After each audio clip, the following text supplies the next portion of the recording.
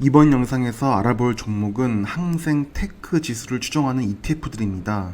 항생 테크는 제가 개인적으로 정말 좋게 보는 종목 중에 하나이고, 지난 영상에서 잠깐 말씀드렸듯이 앞으로 지속적으로 매수하는 항생 테크 ETF는 저 개인적으로는 은퇴할 때까지 매도할 계획이 없습니다.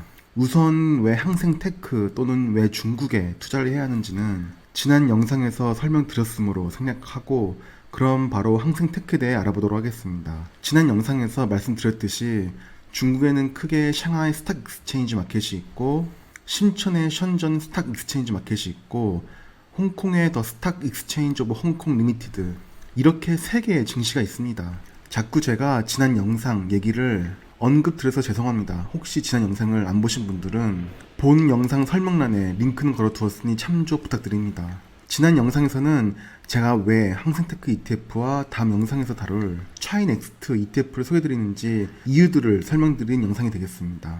어쨌거나 항생테크 지수는 홍콩, 즉 HKEX에 상장된 가장 큰 우량 기술주 30개를 모아서 만든 지수입니다. 미국의 QQQ가 추종하는 나스닥 100 지수가 나스닥의 우량 기업 100개를 모아서 만든 지수인 것처럼 홍콩에 상장된 30개 기술주들을 모아서 만든 지수입니다. 중국의 QQQ 버전이라고 생각하셔도 크게 무리는 없어 보입니다. 다만 항생테크는 상해나 심천에 상장된 기술주들은 커버를 하지 않으므로 완전히 중국의 대표 기술주를 커버한다고는 얘기할 수 없습니다. 홍콩에 상장된 기술주만 커버합니다. 그래서 제가 차이넥스트 ETF에 대해 다음 영상에서 다루려고 하는 겁니다. 먼저 중국 주식 투자에 대해 아마도 40대, 50대 분들에게는 안 좋은 추억이 많이 있을 것 같습니다. 저도 2007년 그 당시에 재테크에 대해 별 개념 없이 중국 주식시장에 투자하는 펀드를 은행 창구를 통해 투자하고 큰 손실을 봤던 기억이 납니다. 아마 그 당시에 정말 엄청난 한국 사람들이 이 버블에 물려서 대부분 손절을 했을 것입니다. 2007년 9월 말까지 버블이 형성된 후에 버블은 고공 낙하를 해서 6,000포인트 가까이 간 상해 종합주가 지수가 1,900포인트 밑으로까지 수직 낙하했습니다. 3개월 동안 매일 수직 낙하한 것입니다. 이게 무슨 단일 종목, 동전주 얘기가 아니고 상해 종합주가 지수 얘기입니다. 항생테크 얘기해야 하는데 어쩌다 보니 아주 조금만 더 얘기를 하자면 이 버블 형성 당시에 한국 언론사의 기사들은 어땠냐만 보여드리고 빨리 항생테크 얘기로 넘어가겠습니다. 2007년 5월 기사입니다. 버블이 터지기 4개월 전 기사입니다. 중국의 버블이 그 당시에 만으로 2년 반이란 기간 동안 지속되었는데 2007년 5월이면 버블이 형성된 지 벌써 만으로 2년이 지난 시기입니다. 한마디로 이 구간인데 이 구간이 매우 가파르게 보이지만 2년 반 동안 거의 쉼없이 계속 오른 구간입니다.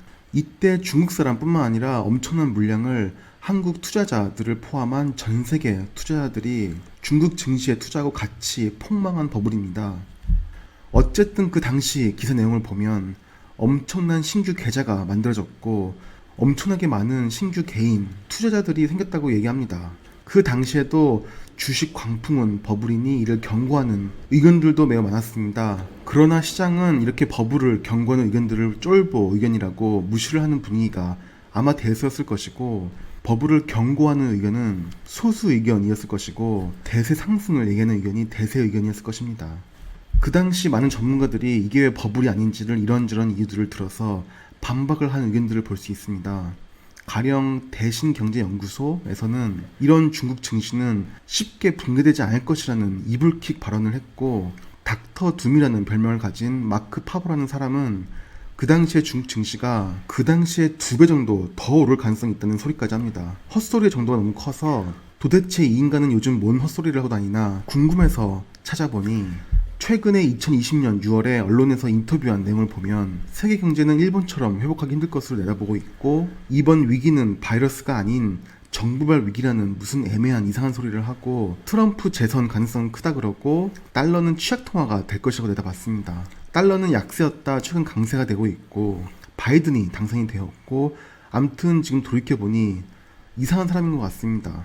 어쨌거나 그 당시에 중국 재정금융연구소장은 그 당시 중국 증시는 확대기에 있는 정상적인 상황이라고 내다보았습니다. 아마도 이렇게만 2년 동안 정말 쉼없이 증시가 강세장이 되면 많은 사람들은 강 사장이 정상적인 증시라고 생각했을 것이고 그 믿음은 더 확고해졌을 것입니다. 전문가들의 쏟아지는 장밋빛 전망이 있고 불과 몇 달 만에 중국 증시는 재앙을 맞이하게 됩니다. 아주 솔직히 말씀드리면 2007년 중국 증시 버블 관련 기사들을 찾다 보니 현재의 시황과 너무 똑같은 내용들이 많아서 놀랐습니다. 어쨌든 이런 중국 증시 흑역사가 있기 때문에 정말 많은 분들이 중국 주식은 매우 회의적으로 보고 투자 안 하시는 분들도 많을 겁니다. 미국에서 2000년대 IT 버블이 있었고 2008년 금융위기가 있었지만 종합주가지수 차원에서 장기적으로 차트를 보면 그런 증시 폭락 역시 그냥 조정 구간 정도로만 지나갔고 지수는 계속 우상향 해온 걸 볼 수 있습니다. 하지만 상해 종합주가지수를 보면 아직도 2007년 고점을 회복 못했습니다. 회복을 못한 정도가 정말 아주 까마득할 정도로 회복을 못했습니다. 사실 이 부분에 대해 할 얘기가 너무 많습니다. 아무래도 이런 얘기는 그만하고 진짜로 항생테크에 대한 얘기만 해보겠습니다. 이 지수는 지난 1년간 85% 상승했습니다. 꽤 많이 올랐습니다. 항생테크 지수를 추종하는 ETF는 국내 자산운용사는 제가 찾아보니 미래에셋 자산운용의 타이거, KB 자산운용의 KB스타, 삼성 자산운용의 코덱스, 한국투자신탁운용의 킨덱스 모두 다 항생테크 지수를 추종하는 상품들을 운용하고 있습니다. 거의 모든 메이저 자산운용사는 다 상품을 판매하고 있습니다. 요즘 국내 자산운용사들의 ETF 상품 경쟁이 너무 심해서 운용 수수료는 다들 매우 낮아 보이니 수수료 걱정은 안 하셔도 될 것 같습니다. 한국 외에는 홍콩과 싱가포르에 항생테크 지수를 추종하는 ETF가 있습니다. 혹시 그 외 국가에도 있나 모르겠는데 제가 찾아본 바로는 없는데 혹시 제가 놓친 점이 있다면 댓글로 지적 부탁드립니다. 우선 가장 대표적인 ETF는 홍콩에 상장된 블랙락 자산운용사의 iShares 항생테크 ETF입니다. 운용 수수료는 0.25%로 매우 합리적이고 홍콩에 상장되어 있습니다. 홍콩 달러로 소량 매수해본 종목입니다. 그리고 싱가포르에 상장된 라이언 글로벌 자산운용사의 OCBC가 조인트로 내놓은 라이언 OCBC 시큐리티 항생테크 ETF가 있습니다. 듀얼 커런시로 상장이 되어 있으므로 싱가포르 달러와 US 달러 중에 선택해서 매수 가능하고 저는 싱가포르 달러로 최근에 역시 매수했습니다. 혹시 이 영상을 보시는 싱가포르 교민분들이 계시다면 이 종목은 싱가포르 퇴직연금 제도를 할 수 있는 SRS 계좌로 투자가 가능함을 미리 알려드립니다. 다만 운용 수수료가 0.68%로 다소 높으니 이 점 매우 유념해 주시기 바랍니다. iShares의 0.25%에 비하면 어이없이 높습니다. 그럼 이제 본격적으로 이 종목에 편입되어 있는 기업들에 대해 살펴보겠습니다. 영상을 만들다 보면 항상 조금이라도 더 말씀드리고 싶은 욕심에 본의 아니게 소리 너무 길어지거나 제가 생각했던 영상 길이보다 영상이 길어지는 경우가 많은데 이 점 양해 부탁드리겠습니다. 어쨌든 상위 10개 보유 종목들을 살펴보겠습니다. 가장 높은 비중으로 보여지는 기업은 메이투안입니다. 메이투안은 종목 코드 3690으로 홍콩 거래소에 상장되어 있습니다. 주가는 지난 1년 동안 4배 올랐습니다. 엄청나게 올랐습니다. 꼭 중국에 사시는 분들이 아니더라도 저처럼 중국에 종종 출장 가는 사람들 또는 중국 주식에 관심 있는 분들 또는 플랫폼 비즈니스에 대해 관심 있으신 분들은 모두 다 들어보셨을 기업입니다. 기존에는 메이투안 디엔핑이었는데 메이투안으로 사명을 바꿨습니다. 메이투안이라는 기업과 디엔핑이라는 기업이 2015년 합병을 한 것이 메이투안 디엔핑의 시작점이라고 할 수 있겠습니다. 이 기업은 중국에서 강력한 플랫폼 기업입니다. 중국의 음식 배달, 식품 배달 등에서 한국의 배달의 민족 같은 플랫폼이라고 생각하시면 되고 한국에서 배달의 민족이 절대적인 점유율을 가지고 있듯이 메이투안의 점유율은 그 거대한 중국이라는 시장에서 50% 이상인 절대적 1위 기업입니다. 그 외에 호텔 예약 등의 서비스도 역시 제공합니다.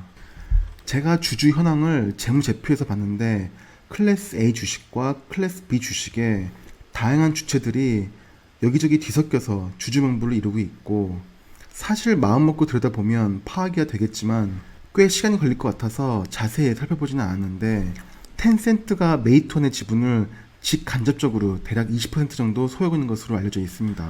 어떻게 보면 현재 주가 상승은 2019년도에 분기 실적만 미리 잘 챙겨봤어도 예상했을지도 모릅니다. 하지만 세상의 모든 기업을 다 들여다보기는 힘들기 때문에 자신이 매우 관심 있는 소수 종목을 항상 공부하고 집중 투자를 하든가 아니면 이 종목을 담은 ETF를 투자하든가 하는 방법으로 대응을 해야 할 텐데, 어쨌거나 이 기업은 매출이 매년 지속적으로 늘다가 2019년에 흑자 전환을 합니다. 이러면서 주가의 급등이 시작되는데 2020년 분기 실적만 봐도 매출과 순이익이 계속 늘어나는 걸 볼 수 있습니다. 게다가 중국의 국민 메신저 하면 위챗입니다. 한국의 카카오톡과 같은 존재인데, 위챗은 텐센트가 소유하고 있고 여기에 나온 결제 시스템이 위챗페이입니다. 메이투안 역시 텐센트가 대주주로 있기 때문에 자연스럽게 메이투안의 시스템이 위챗페이 시스템과 통합이 될 수 있었습니다. 사용자 입장에서는 당연히 결제 편의성 등 여러 면에서 메이투안이 매우 유리한 플랫폼으로 자리 잡을 수밖에 없었던 것입니다. 항생테크가 메이투안 다음으로 많이 편입시킨 종목은 바로 텐센트입니다. 텐센트는 중국의 그냥 거대한 IT 기업이라고 보시면 될 것 같고, 너무 거대한 기업이기 때문에 플랫폼만 좀 보여드리면 전자결제 플랫폼인 텐페이가 있습니다. 알리페이에 이어 중국 시장 점유율 2위 결제 플랫폼입니다. 중국판 페이스북 같은 SNS 같은데 큐존이라는 플랫폼도 있습니다. 중국판 트위터라고 하는 웨이보도 가지고 있습니다. 중국판 네이버라고 할 수 있는 QQ.com 포털 사이트 플랫폼도 가지고 있습니다. 그리고 텐센트는 전 세계에서 가장 큰 게이밍 회사입니다. 그냥 웬만한 게임은 다 텐센트 게임이라고 해도 과언이 아닙니다. 그리고 전 세계 상장 기업들 중에서 시가총액 기준으로 전 세계에서 시가총액이 큰 기업으로 6위와 7위를 왔다 갔다 하는 기업입니다. 텐센트가 중국의 경제규모 세계 1위가 되는 순간 전 세계 시가총액 1위의 기업이 될 것이라고 예상하는 사람들도 있습니다. 제 의견은 절대 아니고 개인적으로 그건 동의하기 힘든데 그냥 그런 얘기가 있더라 정도로 봐주시면 감사하겠습니다. 항생테크에서 텐센트 다음으로 많은 비중으로 보유한 종목은 써니 옵티컬 테크놀로지 리미티드입니다. 그 다음 기업들은 알리바바나 징둥닷컴, 샤오미 등이 있는데 영상이 너무 길어져서 제가 지치기 때문에 써니 옵티컬 테크놀로지 리미티드까지만 알아보고 영상 마무리하겠습니다. 이 기업은 종목 코드 2382로 역시 홍콩 거래소에 상장이 되어 있습니다. 주가는 1년 동안 67%가량 올랐습니다. 이름만 봐도 일단 렌즈 만드는 업체다라는 느낌을 주는 기업입니다.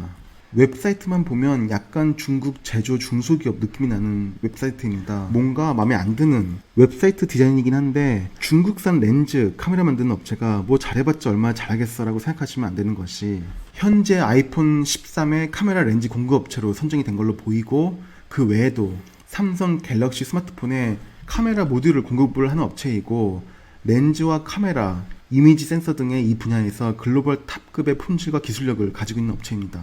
제가 애플에 입사해서 삼성전자 감사 나가는 것이 10년 전 목표였는데 아무튼 이건 물거품이 되었고, 어쨌거나 삼성과 애플의 공급사로 선정된 정도면 업체의 트랙 레코드는 기술력과 품질, 양산 면에서 완전히 검증되었다고 보면 되겠습니다. 써니 옵티컬은 중국의 모든 스마트폰 제조사에 카메라 모듈을 공급하고, 그 외에 삼성이나 애플 등의 글로벌 탑 스마트폰 제조사에 카메라 모듈을 공급하는 것 외에도 다양한 분야에서 사업을 합니다. 산업용 측정기기, 다양한 센서 등을 공급하고 거의 모든 산업 분야에 광학 렌즈를 공급하는 산업을 하는데, 그 외에도 요즘은 자동차 산업이 매우 핫하니 이쪽도 말씀을 드리면, 자동차에는 아시다시피 다양한 카메라 모듈이 들어가는데 전 세계 자동차 카메라 모듈 공급량의 3분의 1을 써니 옵티컬이 담당하고 있습니다.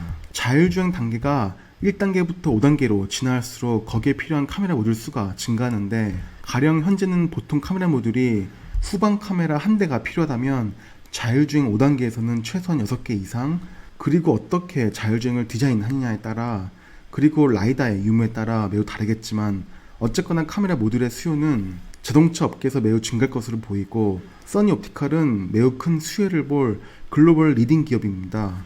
이 기업의 매출은 정말 빠르게 성장하는 기업이고 거의 2년에 2배씩 매출 성장한 것으로 보입니다. 돈은 벌어들이는 대로 지속적으로 투자활동으로 쓴 것으로 나오고, 향후 성장 동력을 위해 끊임없는 투자를 하고 있는 기업으로 보이고, PER은 45배라 일반 제조업체 치고 좀 높아지는 점은 솔직히 아쉽습니다. 물론 PER이 높다 낮다는 그냥 주관적인 의견입니다. 그럼 이 정도로 항생테크에 대한 영상을 마치겠습니다.